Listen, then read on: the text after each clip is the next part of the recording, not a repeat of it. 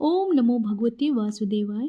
जय श्री हरि। प्रिय भक्तों, आज हम सुनेंगे बैसाख मास महात्म्य की पवित्र कथा का अध्याय 8। शास्त्रों में बताया गया है कि बैसाख मास भगवान विष्णु को अत्यंत प्रिय है। इस मास में किया गया छोटा सा पुण्य भी मनुष्य के जीवन को सुख और शांति से भर देता है। आज की कथा हमें एक ऐसे भक्त की कहानी सुनाएगी जिसने सच्ची श्रद्धा से भगवान का स्मरण किया और उसके जीवन में अद्भुत परिवर्तन हुआ। यह कथा भगवान शिव ने माता पार्वती को सुनाई थी और देवर्षि नारद ने इसे संसार में प्रचलित किया था।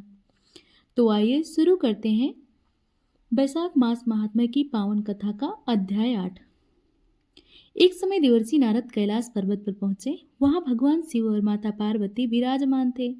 देवर्षि नारद ने प्रणाम किया और बोले, हे महादेव, आपने बैसाख मास की कई अद्भुत कथाएं सुनाई हैं।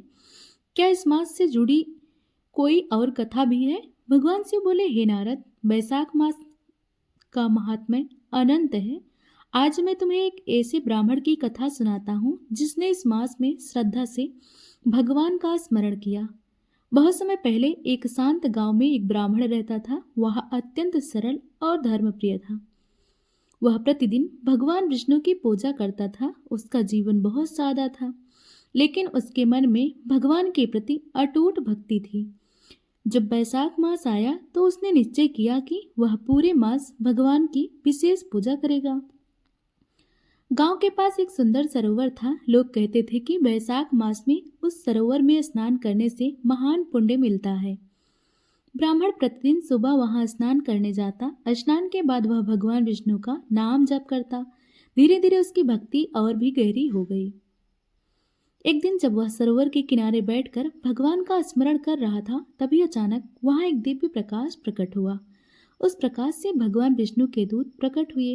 उन्होंने कहा, हे ब्राह्मण, तुम्हारी भक्ति और बैसाख मास में किए गए पुण्य से भगवान अत्यंत प्रसन्न है। ब्राह्मण यह सुनकर आश्चर्यचकित रह गया। उसने विनम्रता से भगवान को प्रणाम किया। कुछ ही क्षणों में आकाश में और भी तेज प्रकाश फैल गया। ब्राह्मण को ऐसा लगा जैसे स्वयं भगवान की कृपा उस पर बरस रही हो। उसके मन में अद्भुत शांति भर गई।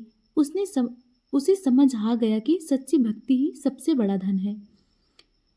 तो भक्तों, यह थी बैसाख मास महात्म्य की पवित्र कथा का अध्याय 8। इस कथा से हमें यह सीख मिलती है कि सच्चे मन से भगवान का स्मरण करने वाला व्यक्ति कभी अकेले नहीं रहता और विशेष रूप से बैसाख मास में किया गया जप, स्नान और पूजा कई गुना फल देता है। अगर आपको यह कथा पसंद आई हो तो वीडियो को लाइक करें, शेयर करें और चैनल को सब्सक्राइब करना ना भूलें। आप सभी पर भगवान विष्णु की कृपा बनी रहे। जय श्री हरि।